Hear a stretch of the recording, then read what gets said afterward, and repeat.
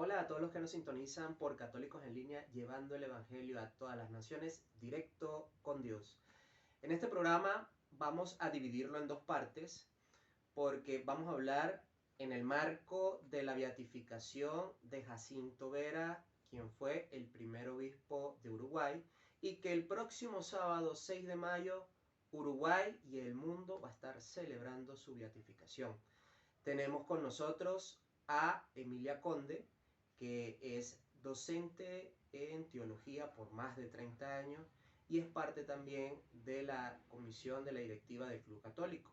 Así que les damos la bienvenida, soy Freddy Ríos y esto es Conversatorio con Emilia Conde. Bienvenida, Emilia. Muchas gracias por la invitación, con muchísimo gusto para charlar con ustedes. Y vamos en este tema, en esta primera parte del conversatorio, Jacinto Vera, el apóstol uruguayo del siglo XIX. Así que vamos a hacer ese contexto histórico. Correcto. De cómo era la realidad pastoral en los tiempos de Jacinto Vera. En los tiempos de Jacinto Vera y en los que no eran tiempos y no son tiempos de Jacinto Vera, la pastoral y el ambiente en que normalmente tenemos que desarrollarla siempre ha sido dificultoso. Siempre. En primer lugar, cuando Jacinto se hace cargo, primero como sacerdote, después como vicario apostólico y finalmente como obispo, se encuentra con una realidad, por un lado, apretada y por otro lado, debilitada. Debilitada en el sentido de la poca atención pastoral. Hay una diferencia notable entre la realidad intramuros en Montevideo y la realidad fuera de Montevideo en campaña. A veces las cifras ayudan, a veces, ¿verdad? Pero, por ejemplo, que se diga que había en tiempos de Jacinto 83 sacerdotes para toda el área. Y cuando se hace la ecuación con la población estimada para la época, decimos que unos 3.000 fieles por cada sacerdote. Y de esos sacerdotes teníamos solamente 13 uruguayos, los demás todos extranjeros. Y eso hacía que se concentraran, por ejemplo, en Montevideo o en algunas de las ciudades del interior, que en ese momento ni siquiera eran ciudades, eran como villas, algunas un poco más y otras un poco menos crecidas, pero ninguna ciudad en el sentido propiamente dicho. Entonces, esa gente que se reconoció como católica y que había identificado con los sacerdotes, no nos olvidemos que estábamos hablando de lo que hoy se siguen denominando históricamente los curas de la patria, que fueron aquellos, sobre todo franciscanos, que acompañaron toda la gesta artiguista, que fueron los secretarios de Artigas. Sin embargo, cuando termina el ciclo artiguista, Artigas se va a Paraguay y hay un decaecimiento, ¿verdad? Porque la banda oriental, para el momento de Jacinto Vera, ya la República Oriental del Uruguay, desde el punto de vista religioso, sigue dependiendo de Buenos Aires. Acá no, ni siquiera éramos una diócesis, ¿verdad? Tardamos en llegar a ser un vicariato, pero nunca habíamos tenido obispo. Al punto de que tuvimos que esperar a varios años de vicariato para que se autorizara al vicario a administrar el sacramento de la confirmación. Entonces, la pobreza del culto, sobre todo en campaña, era notoria. No hay sacerdotes, no hay misa. No hay misa, no hay Eucaristía.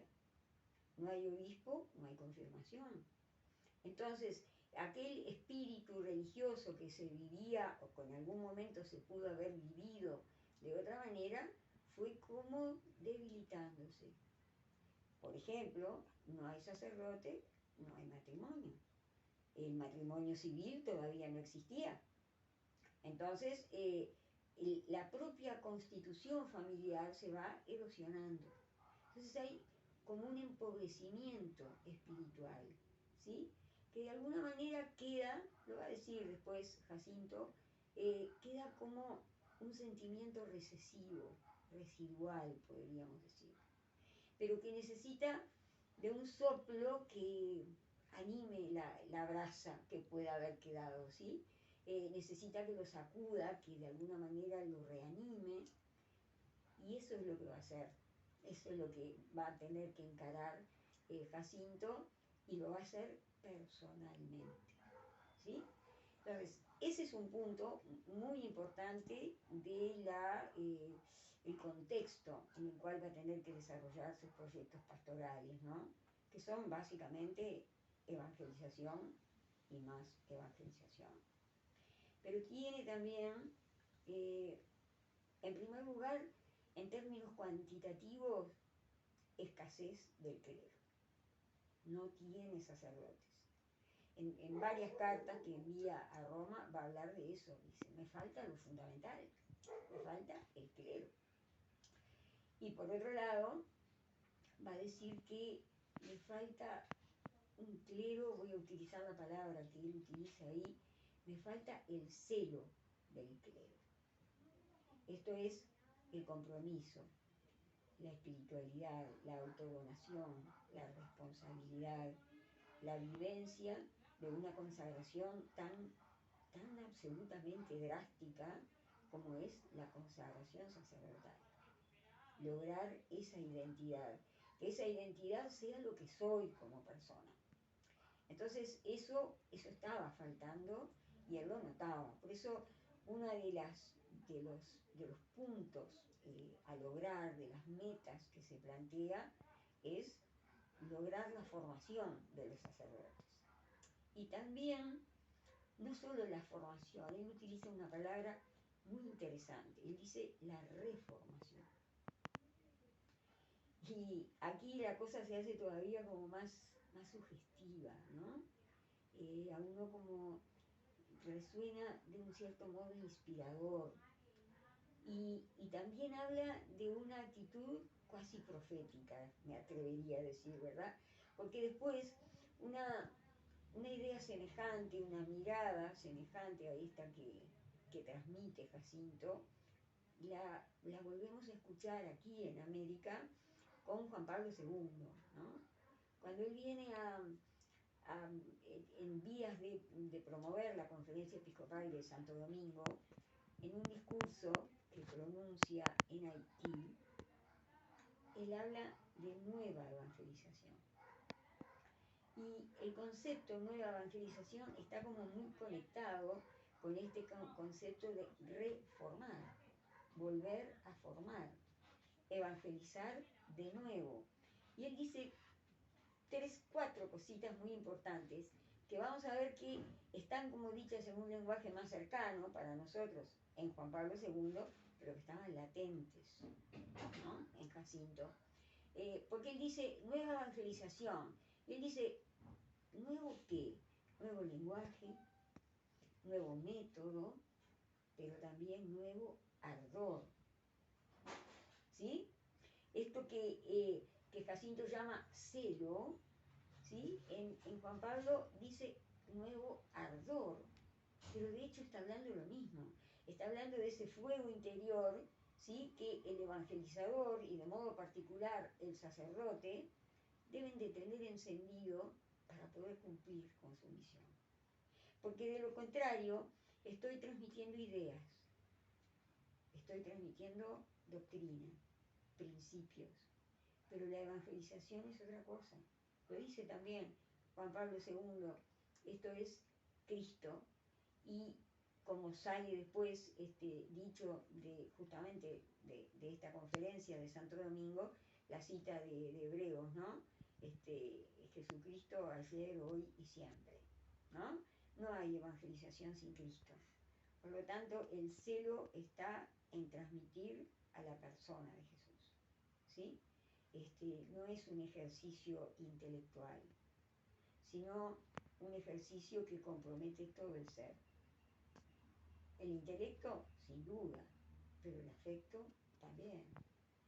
La propia presencia física, la actitud física, el lenguaje presencial, todo eso es parte de ese proceso, y de hecho cuando, cuando Jacinto comparte ese sueño que tiene de ese clero nacional y con ese sello, habla de un sacerdote que pueda celebrar, pero que también pueda enseñar.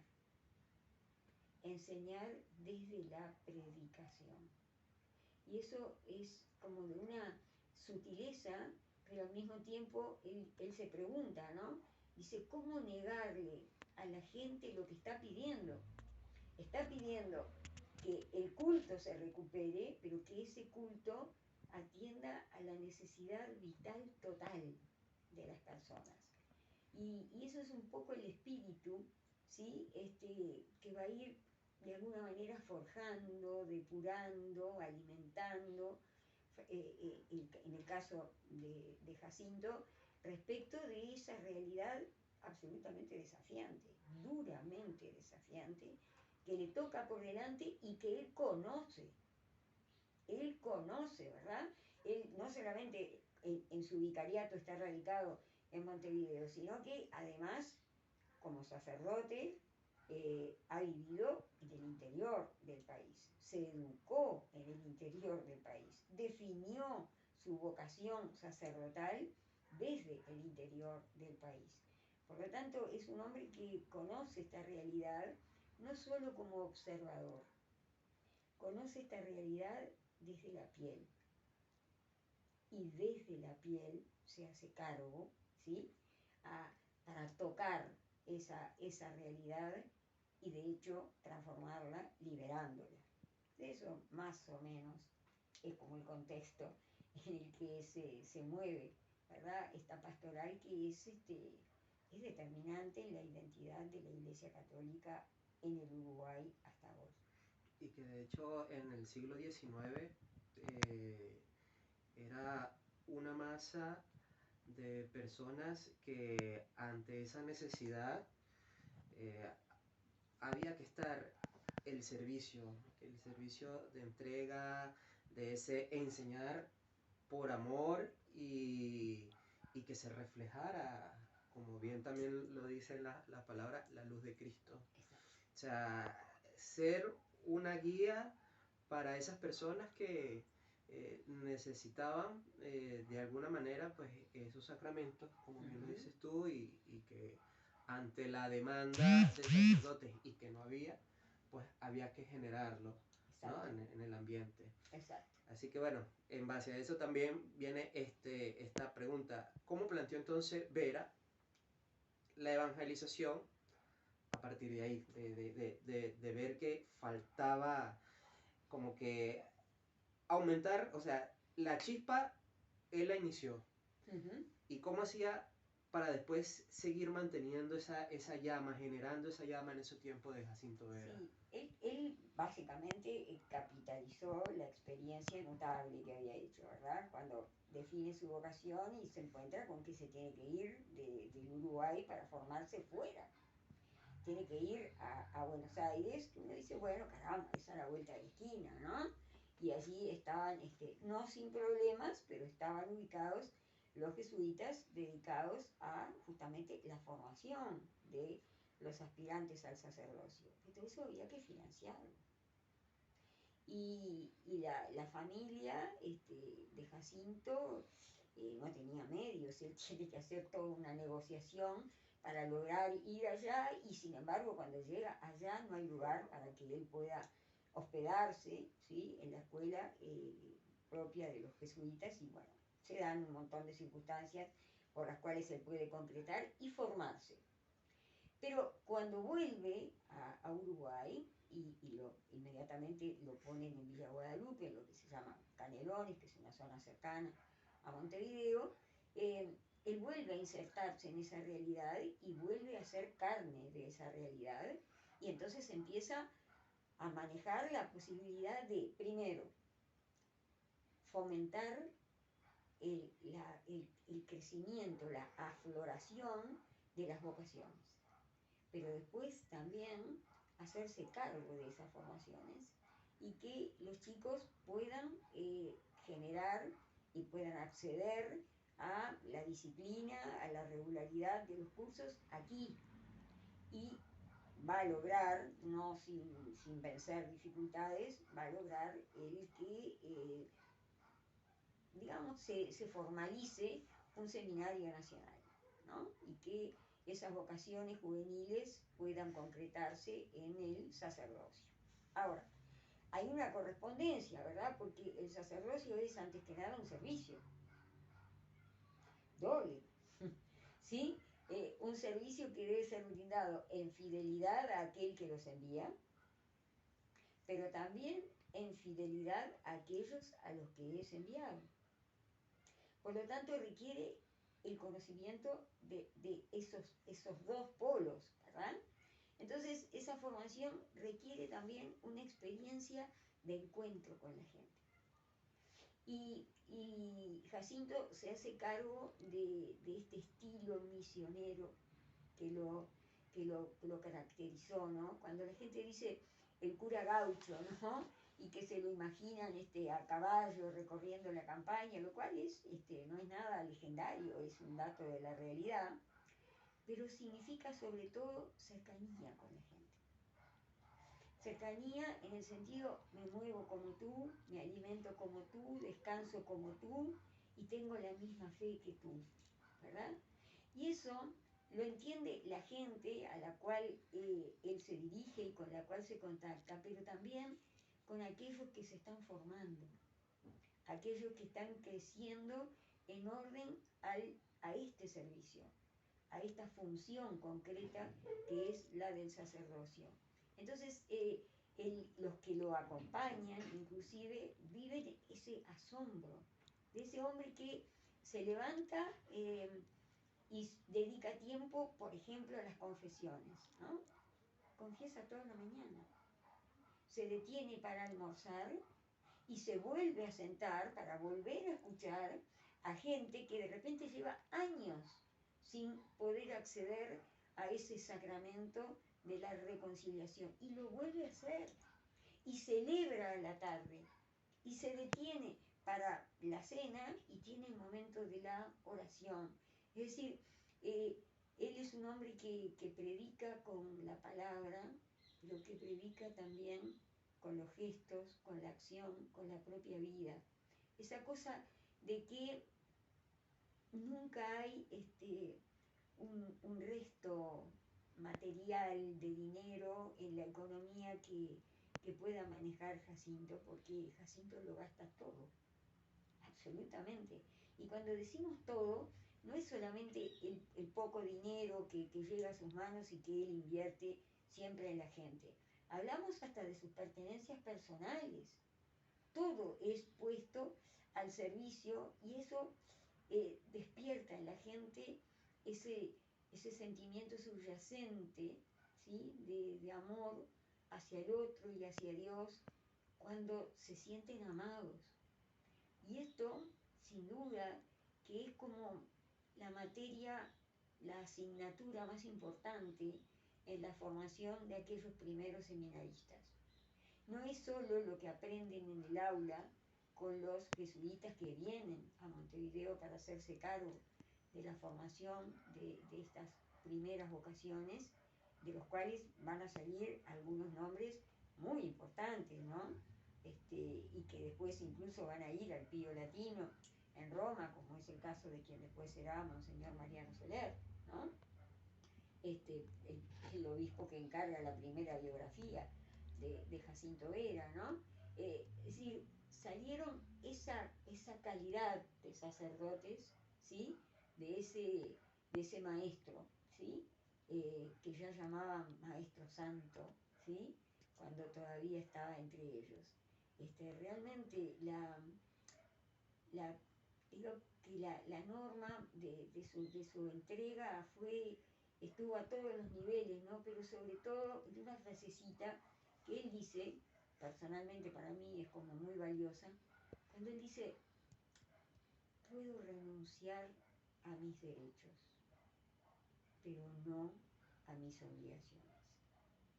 Y entonces ahí está, me parece como la dinámica de su escuela de espiritualidad, tanto para los fieles como para los seminaristas y después sacerdotes, ¿no?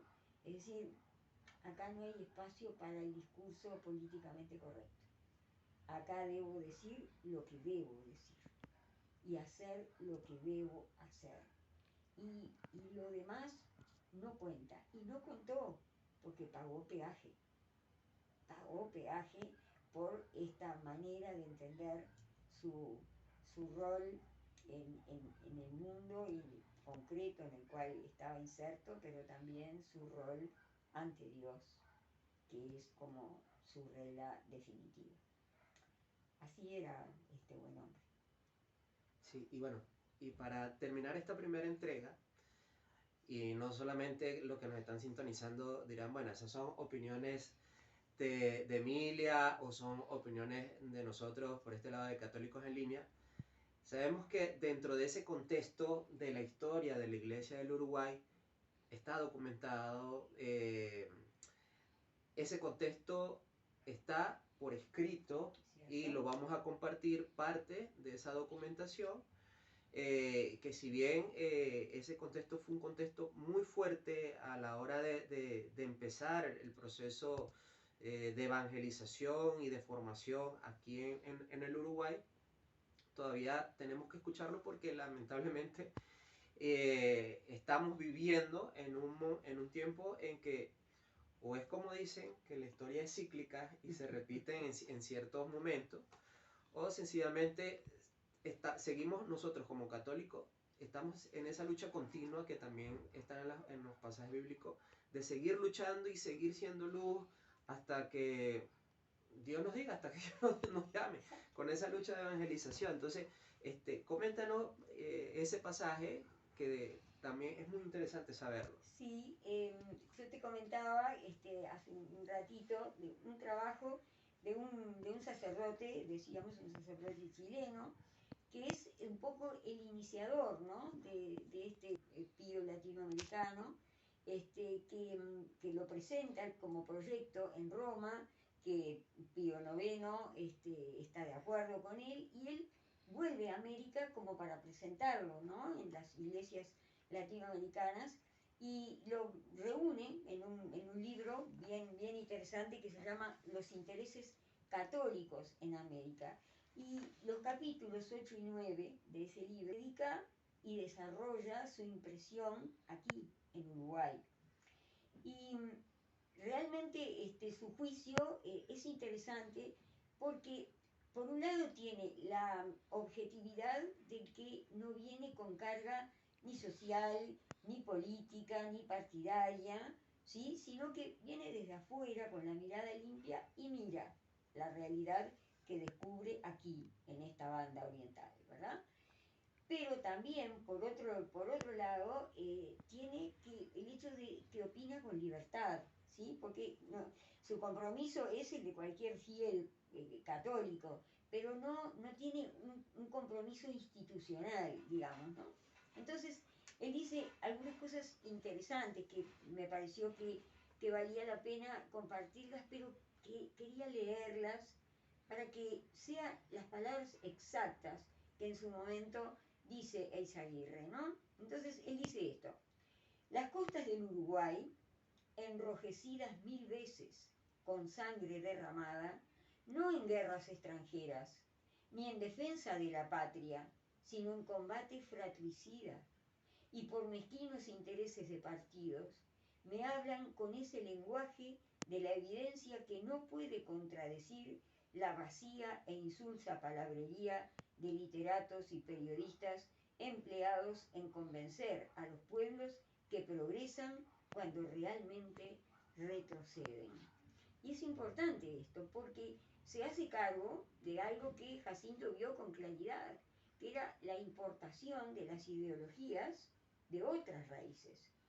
Y cómo esas ideologías tenían puntos diferenciales, pero también puntos en común, sobre todo uno, que es su anticlericalismo y la exclusión de lo religioso de la vida concreta y sobre todo de la cultura. Y lo que es peor aún, ¿verdad? Es decir, el hecho de que ese goteo, de esa permanente infiltración, de sobre todo una migración, básicamente desde Europa, que viene trayendo esos pensamientos que se van naturalizando en la cultura, tanto que ameritan la pregunta, ¿verdad? ¿Qué quedó de aquellos curas de la patria? Que ahora viene esta manera de entender al mundo y de entender la fe y de entender la iglesia y se queda. Y dice, por ejemplo, se habla siempre de libertad, de instituciones liberales, de garantías individuales, pero mientras tanto se abusa de las que conceden las leyes existentes para organizar logias, para conmover las masas del pueblo ignorante. El gobierno tolera todo esto y sin embargo se pide todavía más libertad.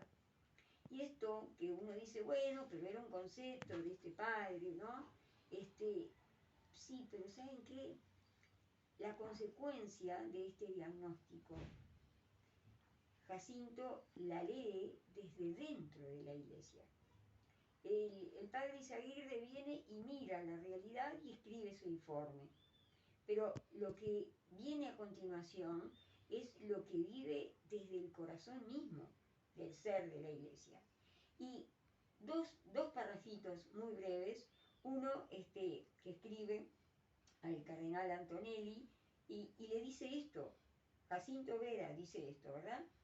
Respecto a las reformas del clero que reclama este país como una necesidad imperiosa, me falta el principal elemento, que es un clero nacional.